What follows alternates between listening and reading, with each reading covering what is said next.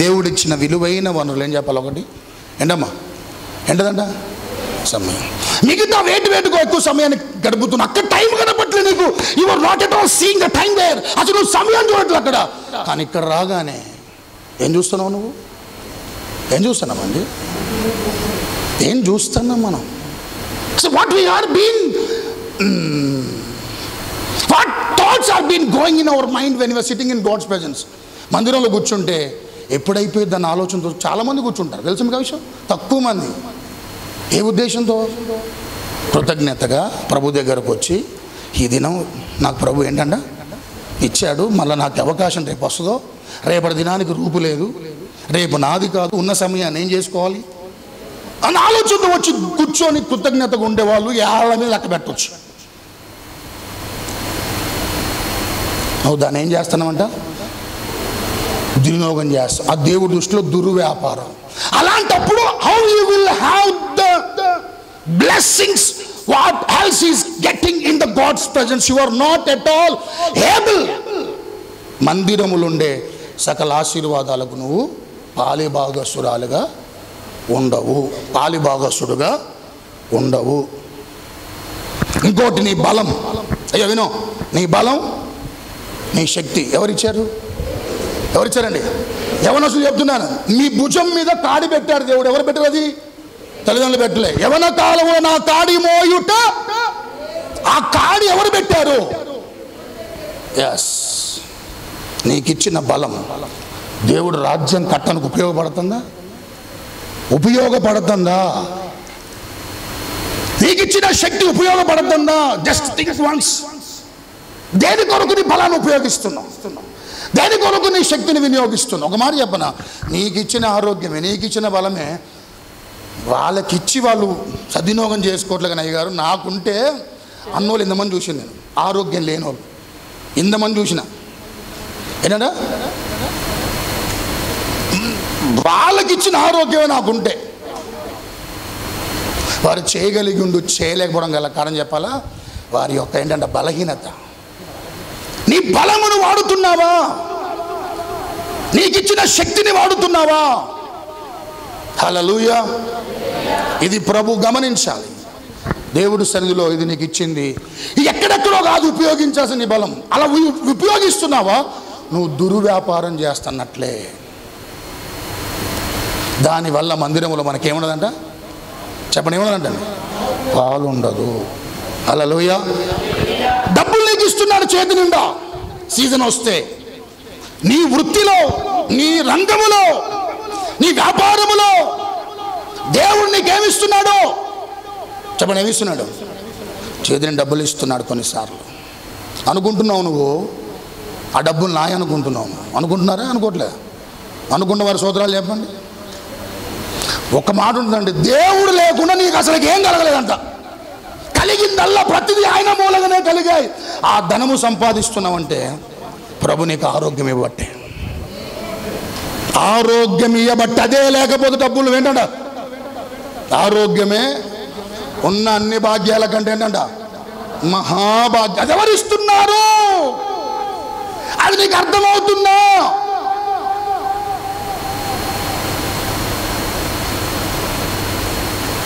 నువ్వంటావు ఒకప్పుడు భార్యలు ఎక్కడిగిందేమో, ఏంటని?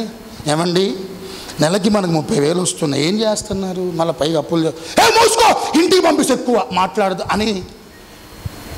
అనే భర్తలు కూడా ఇప్పుడు కాదులే. తొలి దినాల్లో భార్య ఏదైనా ఏంటంట, డబ్బులు ఏం చేస్తున్నావు అని అడిగితే ఇలా విరుచుకుపడే భర్తలు లేకపోలే. ఉన్నారా లేరా? ప్రభు పిలిస్తే ఉన్న బలంగా వెళ్ళిపోవాల్సింది ఎవరైనా సరే. అందుకనే నీకు ఇచ్చిన శక్తి బలం ఏంటంట? ధనం. రేపొద్దున నీకు ఇచ్చినది కూడా ప్రతిదీ కూడా ఏంటని చెప్పాలా? లెక్క ఏం చేశారంట? ధనం కూడా ఏం చేశారంట? సంగం. ఏ ఆశీర్వాదాన్ని చులకనంగా తీసుకోమాకండి. చేతులు జోడించి చెప్తున్నా మీ అందరికీ. ఒక ఆత్మీయ తండ్రిగా, దైవజండుగా నీకు ఇస్తున్న వనరులు దయచేసి గ్రాంటెడ్గా తీసుకోమాకు, చులకనంగా చూడమాకు. నువ్వు కలిగి ఉన్న స్థితి, మీరు అనుభవిస్తున్న ప్రతి ఆశీర్వాదం అనుభవిస్తున్న ఆరోగ్యం, అనుభవిస్తున్నటువంటి అన్నీ కూడా ప్రభు నీకు ఇస్తున్నది సంగమా. అవి కలిగి ఉండి ప్రభుని మహింపరచడానికి తప్ప దుర్వినియోగం చేసుకోవడానికి కాదు. సంఘం దీంట్లో ఉందంట, దీంట్లో ఉందంట. దేంట్లో? దేంట్లో? దుర్వ్యాపారములో ఉందంట సంగమా. మందిరములో వాళ్ళకి ఏముండదంట, చెప్పండి, ఏముండదంట? పాలు ఉండదు అని చక్కగా వాక్యం ప్రేమికులారా ప్రభు తెలియజేస్తా ఉన్నాడు. హల్లెలూయా. ఈ దుర్వ్యాపారం అనే మాట బైబిల్ అంతట్లో 4 చోట్ల ఉంటుందండి. ఒకటి ఇర్మియా గ్రంథం 3, తక్కినవి కొత్త నిబంధనలో కనపడతాయి. తప్పిపోయిన కుమారుడు దుర్వ్యాపారం చేసి ఏమైపోయి చెప్పాలని, ఏమైపోయాడంట? ఎక్కడికి వెళ్ళిపోయాడు? ఎక్కడికి వెళ్ళిపోయాడు? దుర్వ్యాపారం అనే మాటలు 13 వచ్చిన లూకాసు వార్తలో దుర్వ్యాపారము చేసి ఏమైపోయి చెప్పాలండి? ఆఖరికి పందులు తినే పొట్టుకు దిగజారిపోయేంతగా పరిస్థితి దుర్బలంగా మారిపోయింది. ఏ వ్యాపారం చేయటం వల్ల? తండ్రి దగ్గరికి వెళ్ళి తనకు రావాల్సిన ఆస్తిని తీసుకొని ఏ ఒక్కటి కూడా తనందు ఏదో ఇంట్లో ఉంచకుండా గుర్తుకి. ప్రేమికులారా, ఆ రోజుల్లో బతికుండగానే తండ్రి ఆస్తులు పంచితే వాళ్ళ దృష్టిలో తండ్రి చచ్చిపోయిందని సమానం. యూదులకు బతికుండగానే ఏంటంటే ఆస్తులు పంచుకోవద్దు. ఇప్పుడంటే జరుగుతుంది, ఇప్పుడంటే జరుగుతుంది. బతికుండగానే ఏం చేస్తున్నారు? కానీ అప్పట్లో యూదులకు ఏం చెప్పాలా? బతికున్నంత కాలం ఆస్తు పంపకాలు జరగొద్దు. ఒకళ్ళు జరిగినాయా, తండ్రి కుమారుడు దృష్టిలో విలువ లేనివాడు. కుమారుడు దృష్టిలో తండ్రి ఏంటంట? విలువ లేనివాడు. నాకు అవసరం లేదు మా నాన్న అన్నట్లు ఉండదంట. అంతా వెళ్ళిపోయాడు ప్రేమికుల దగ్గరకు కూడా కాదు, దూర ప్రాంతానికి పోయిందంట. సరే, ఇన్వెస్ట్ చేసేవాడు పైకి వచ్చిండా?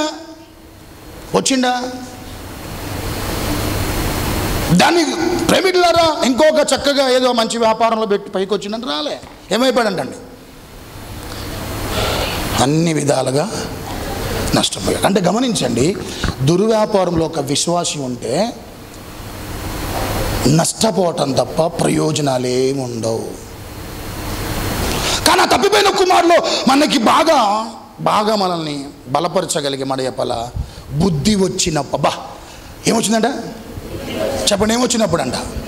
అంటే అప్పటిదాకా ఏం లేదు, చేసిన పనులని ఏ పనులు? బుద్ధి వచ్చిందంటండి. దేవుడు ఎంత మంచోడు తెలుసా. ఒకరోజు వీళ్ళు ఈ దుర్వ్యాపారం చేసి నష్టపోతారు. ఒకరోజు మరలా నా సహాయం వస్తుంది నా బిడ్డలకి. అప్పుడు తిరిగి ఎక్కడికి వస్తారు? నాకు వేరుగా వెళ్ళిపోతున్నారు, దూరంగా వెళ్ళిపోతున్నారు. పోనీ ప్రభు బాధపడుతున్నాడు సంగమా, దుఃఖపడుతున్నాడు కొంతమంది విషయంలో. కొంతమంది విషయంలో ప్రేమికులారా, నీకు ఇచ్చిన ఇంకొకరికి ఇస్తే వాళ్ళు ఇంకెంత కృతజ్ఞతగా ఉంటారా అని కూడా ప్రభు ఆలోచిస్తున్నాడేమో. If you have a house which was given by God, if you have a job that which God has given by him, నీకు ఇచ్చిన ఆస్తులు కానీ, ఆరోగ్యం కానీ, ఇల్లు కానీ, బంగ్లా కానీ, కారు కానీ, ఏదైనా దేవుడు లేకుండా రాలేదు. వచ్చిన ప్రతిదీ ఆయన మూలంగానే వచ్చింది. కాబట్టి దయచేసి దుర్వ్యాపారం ఉండమాకండి. ఒకళ్ళు ఉన్నావా, మరల ఎక్కడ రావాల్సిందే. ఆ తప్పిపోయిన కుమారుడు ఎక్కడికి వచ్చాడండి? వచ్చినప్పుడు నెట్టేశాడా ప్రభు? నెట్టేశాడండి. మరలా పిలిచి హత్తుకొని విందు చేసి, చెప్పులు తొడిగించి, సవరము చేయించి, ఉంగరము తొడిగించి, ఇప్పటికైనా మించిపోయింది సంగమా. Come back. మరలా నీకు ప్రివిలేజెస్ ఉన్నాయి, అవకాశాలు చాలా ఉన్నాయి. నీకు ఇంకా దేవుడి దగ్గర చాలా వనరులు ఉన్నాయి సంగమా, చాలా దీవెనలు ఉన్నాయి. నీ జీవితానికి సరిపడే ప్రతి ఆశీర్వాదాలు నా యేసయ్య చేతిలో ఉన్నాయి. నీ భవిష్యత్తు యేసయ్య చేతిలో సురక్షితంగా ఉంది. నీ పిల్లల జీవితాలు యేసయ్య చేతిలో సురక్షితంగా ఉన్నాయి. ఎప్పుడు ఇస్తారా సురక్షితమైన పరిస్థితులు అంటే? When you come back. ఎప్పుడు వచ్చినప్పుడు. అందుకని యేసు ప్రభువు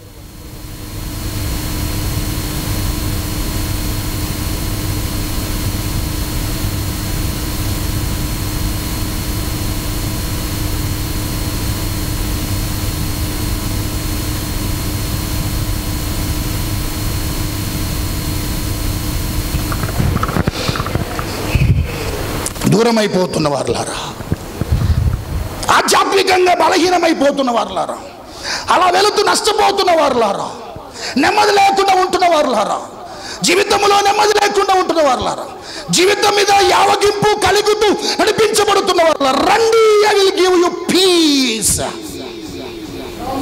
ప్రయాసపడి భారం వస్తున్న నా యొద్దకు కమ్ అన్నాడండి. ఏమన్నాడు? నా యొద్దకు రండి. ఏమన్నాడండి? అమ్మా ఏమిస్తా? బూడి తీసాడా? ఏమిస్తానండి? ఎప్పటికైనా మించిపోయిన లేదు అసలు. నువ్వు దూరం అయ్యే కొద్ది నష్టపోవడం తప్ప ఏంటంట ఒరిగేది ఏముండదు. ఒరిగేది ఏంటంట ఏముండదు. ఒకరోజు మరలా ప్రభు దగ్గరకు వచ్చి దేవుడు సందులో ప్రభు తప్పైపోయింది అయ్యా అని ప్రభు దగ్గరకు వస్తే ప్రభు ఏంటంట నెట్టేస్తాడు ఆయన. కానీ రావటంలే, అది బాధ ప్రభుకి. హల్లెలూయా. రావటంలే, పశ్చాత్తాపం వస్తున్నారు కానీ ఏం కనపట్లే. చెప్పండి, ఏం కనపట్లే? భయము. ఇంకేనంట అయ్యో ఒకప్పుడు నా ఆత్మీయత ఎలా ఉండి ఇప్పుడు ఎట్లా ఉంది అని కనీసం ఏంటంట చింతాకంత ఏంటంట భయం లేదు.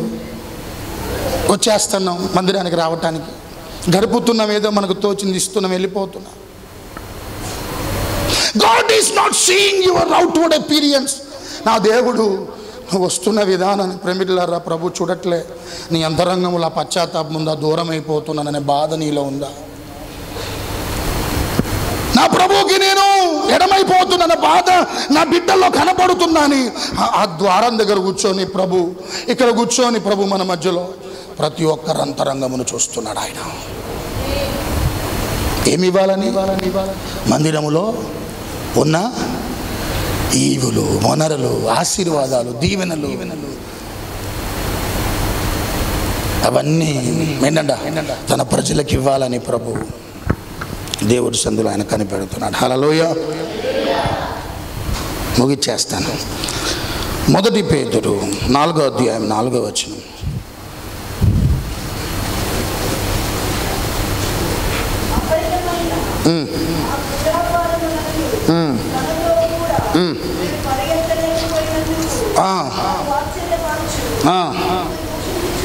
చాలండి.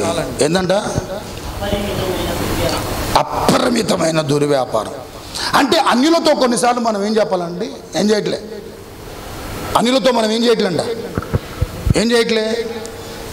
కొన్నిట్లో మనం పాలుపోతున్నట్లే ఉంటున్నామా? ఈ వ్యాపారం చేస్తున్నామండి, దాంట్లో మనకి ఇంత వస్తుంది, ఇంతమంది కడుపు కొట్టవచ్చు, ఇంతమందిని ఇట్లా మనం ముంచవచ్చు అన్న కొన్ని కార్యక్రమాలు ఉంటాయి, మీద తీసుకొస్తారు. తీసుకొచ్చినప్పుడు నువ్వేమంటున్నావు? అది అపరిమితమైన దుర్వ్యాపారం తెలిసినప్పుడు ఏం చేయాలి నువ్వు? అమ్మా ఏం చేయాలి? దాంట్లో మనం దాంట్లో పాలిభాగస్తులుగా అన్యులతో పాటు లేనందుకంటే మనకేమొస్తాయంట? అక్కడ రాయబడింది ఏమొస్తాయంట మనకి? ఏమొస్తుందంట అక్కడ? ఏమంటారంట? మనల్ని దూషిస్తారంట. వచ్చింది భక్తిపరురాలు ప్రకాష్ నగర్లో, వచ్చిండు భక్తిపరుడు ప్రకాష్ నగర్లో, వచ్చింది భక్తిపరురాలు ఖమ్మంలో, వచ్చింది భక్తిపరుడు తెలంగాణలో అన్నట్లుగా ఈరోజు కొన్నిసార్లు మనల్ని ఏం చెప్పాలి? వాళ్ళ కార్యక్రమాల్లో వాళ్ళ విధి విధానాలు ఏంటంట పాలిభాగస్తులుగా ఉండకపోవటం వల్ల కొన్నిసార్లు మనకి ఏమొస్తుంది? దూషించబడుతున్నాం, అవమానపరచబడుతున్నాం, కించపరుస్తున్నారు, హేళి చేస్తున్నారు. ఈరోజు క్రైస్తవుడు అంటే ప్రేమికులారు అందరికీ, లోకంలో అన్యులందరికీ ఏంటంట సులకరం. అంటే మనం అనలేకనా? తలపై మనం అనలేకనండి, వాళ్ళన్నట్లు మనం అనలేకనా? మనకి ఎక్కువ వచ్చి ఇంకా ఎవరికంటే మనం వదిలితే నోరు ఏంటంట గేట్లు ఎత్తేసినట్టేగా. ఏ గేట్లు చెప్పండమ్మా? ఏ గేట్లు? డ్యామ్ గేట్లు. మనకు రావా? వాళ్ళంటున్న మాటలు మనకు రావా? వాళ్ళు దూషిస్తున్న మాట ఇప్పటికి అన్నో చాలామంది అంటూనే ఉన్నాండి ఇప్పటికి. కానీ గమనించాలి ప్రేమికులారా, మనకు ఒక సభ్యత సంస్కారం ఉంది మనకి. మన ప్రభు ప్రేమికులారా తిట్టు అని ఏమన్నా చెప్పండి? తిట్టమన్నాడా? దూషించమన్నాడా? ఏమన్నాడో? వాళ్ళని ప్రేమించే వాళ్ళ కొరకు ప్రార్థన. అందుకు మనం కట్టుబడి ఉంటున్నాం. అట్లా కొందరు, అందరు కాదు, కొందరు ఉంటారండి. ఇక్కడ చేతులు ఎత్తమ్మా, హల్లెలూయా, పాట పాడు, ప్రార్థన చేయి, 2 చేతులు ఎత్తు, స్వరమే రాదు. ఇక్కడ ఎక్కడ ఇక్కడ రాదు. కానీ ఇంటికాడ 4 ఇల్లు వినపడతాయి. తెలుసా మీకు ఆ విషయం? 4 బజార్లు వినపడతాయి. అయ్య సోరం, అమ్మ సోరం. హల్లెలూయా. మనకి దేవుడు దత్తపుత్ర ఆత్మ ఇచ్చాడు. దాంట్లో ప్రేమికులలో ఒక మంచి మాట ఉంటుంది, మనకు ఇంద్రియ నిగ్రహ శక్తి ఇచ్చాడు. ఏమి ఇచ్చాడంట అంటే అర్థం ఏంటి చెప్పండి? ఏంటంట? Very good. అనవలసిన మాటలని సారీ అంటే, నువ్వు సారీ చెప్పినంత ఈజీ కదా మాటలు. కొట్టాల్సిన దెబ్బలన్నీ కొట్టి సారీ ఆవేశపడిపోయి కొట్టా అంటే సరిపోదు. నిన్ను నలుగురు నిన్ను కొడితే వాళ్ళు కొట్టినాక సారీ పెద్దరంటే నువ్వు ఊరుకుంటావా? మనకేమన్నా చెప్పాలా? ఏమన్నాలంట? ఏ పడతాయి మాట్లాడటానికి మనం లేం సంగమా. ఎక్కడ పడతా వెళ్ళడానికి మనం లేము. ఇక్కడ ప్రభులో ఏం మాట్లాడాలి అయ్యే మాట్లాడాలి. ఎక్కడ ఉండాలో అక్కడే ఉండాలి. ఎంతవరకు ఉండాలో అంతవరకే ఉండాలి. That is Christian life. స్తోత్రాలు చెప్పండి ఒకసారి. ఏంటంటమ్మా ప్రేమికులారా, అన్యులు అనుకొని చెప్తున్నా మీ అందరికీ, ఇప్పుడు నీ స్థితి ఒకవేళ తక్కువగా ఉన్నా, చాలా లేమిలో ఉన్నా, అందరూ చూసి ఏంటంట అవమానిస్తున్నా, నిందిస్తున్నా, దూషిస్తున్నా, అనేక రకాలుగా నిన్ను కించపరిచేలని చెవులు వినపడగలిగే హృదయాన్ని ప్రేమికులారా బాధ కలిగించి ఎన్నో మాటలు నీ చెవులు వినపడుతున్నా, ఒకరోజు వారి ముందే నా యేసే దీవించబోతున్నాడు. వారి ముందే తల ఎత్తుకొనగలిగేలా చేయబోతున్నాడు. వారి ముందే దేవుడు నిన్ను అత్యున్నతమైన స్థితిలో ఉంచబోతున్నాడు. వీరి దేవుడు ఉన్నాడు అని వారే వారి నోట చెప్పుకొనగలిగే కార్యాలు ఈ పట్ల నా ప్రభు జరిగిస్తాడు. ఆయన ఎప్పుడంట? ఆ అపరిమితమైన దుర్వ్యాపారంలో ఏంటంట, ఆ పైన ఉంటే దుర్వ్యాపారాలు ఏంటో 3వ వచనంలో చాలా మంది చెప్పారు చాలా విషయాలు. చూడండి ఒకసారి. పోకిరి చేష్టలు, మద్యపానం,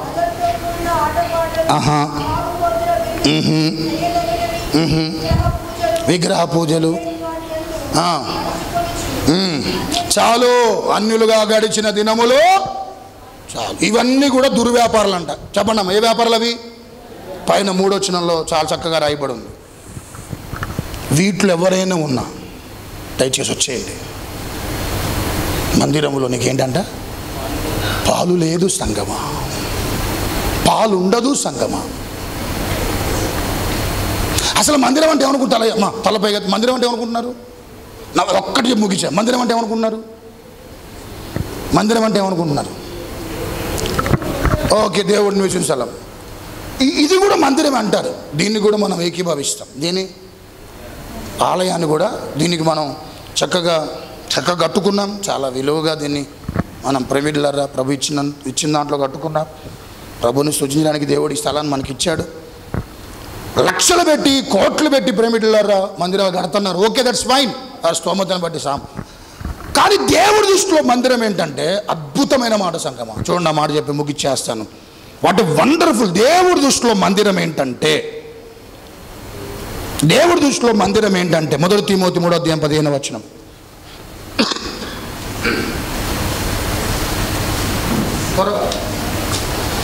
త్వరగా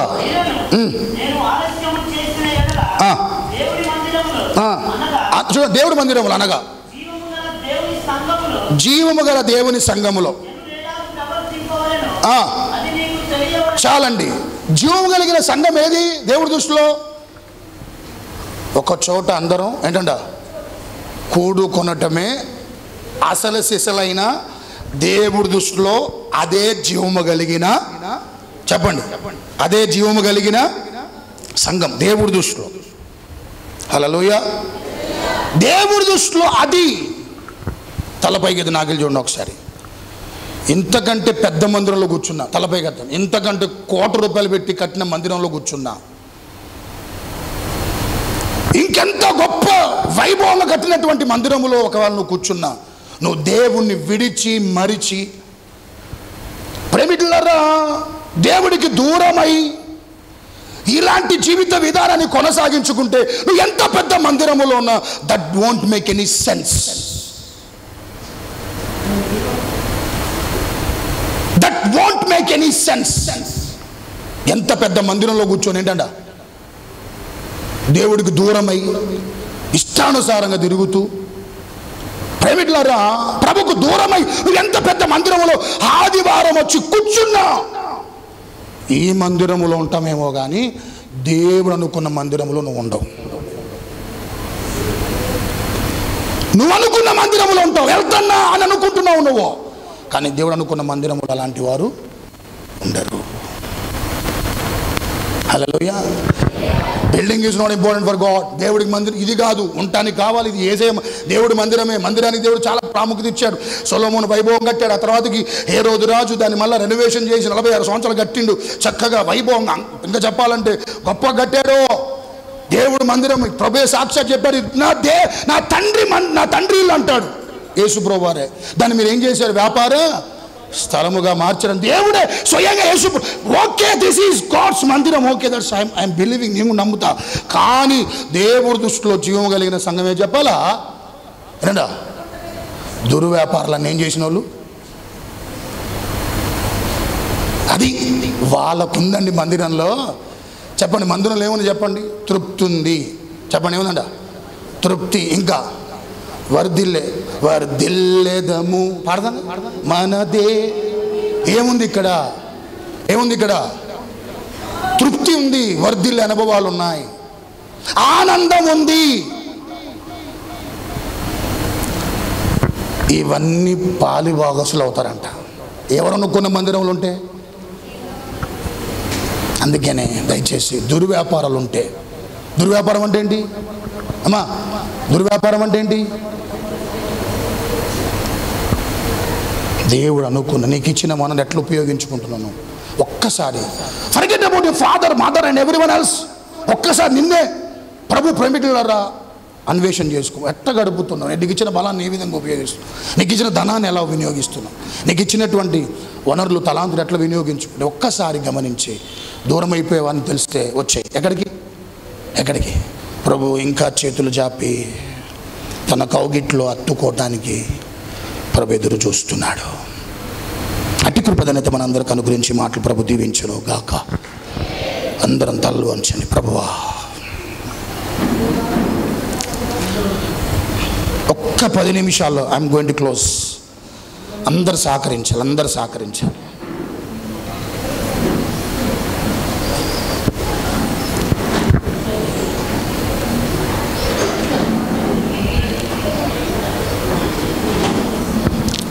నిజ దేవుడికి ప్రేమికులారా, నువ్వు ఏ రూపాన్ని చేస్తావు?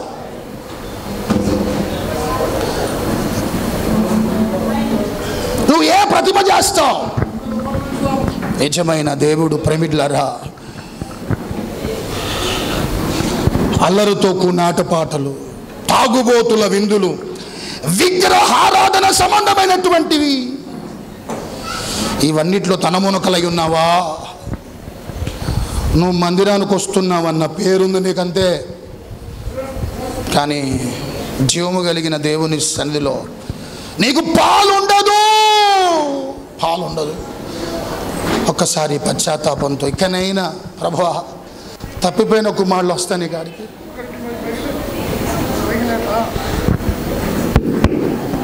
అందరూ మోకరించుదాం.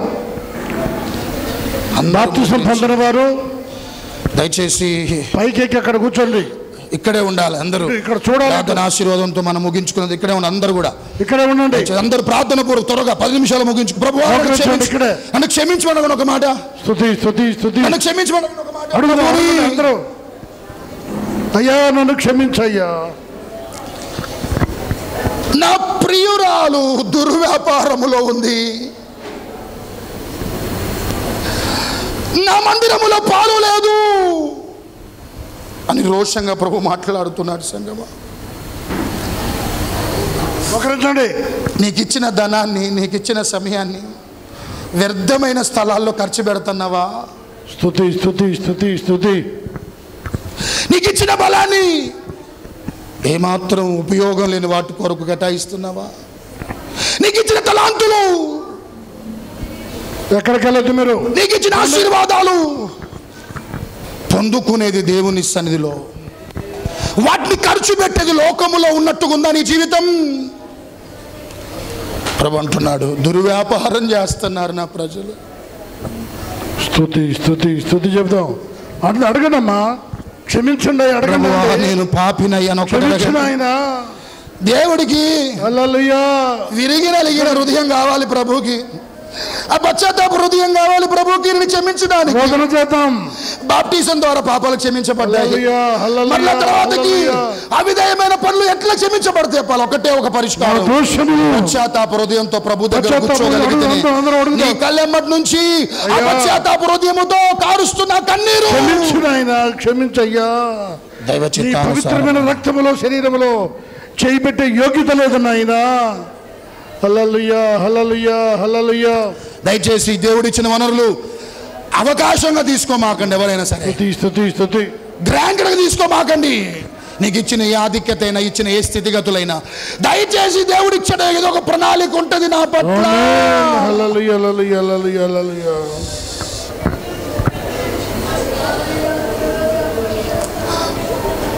చెప్తాం అందరూ, నోరు తెరవండి అమ్మ. మందిరములో ఉండాలి, కన్నీరు గారు ఉండాలి, మన దోషములో ఉండాలి, మన ప్రార్థన చూసుకుంటూ బతకాలి. ఈ లోకంతో నాశలు కట్టిస్తాయి, నా యేసయ్యతో ఎప్పుడు కూడా చూస్తూ ఉండిపోవాలి. ఆ రోజు, ఆ సమయం, ఆ దినం ఒకటుంది అన్న ఆలోచన కలిగి ఉన్నావా? లేదు నాయన, కలిగి ఉంటాను ప్రభు అని చెప్పి మీ వద్దకు ప్రభు శరీరం వస్తా ఉంది.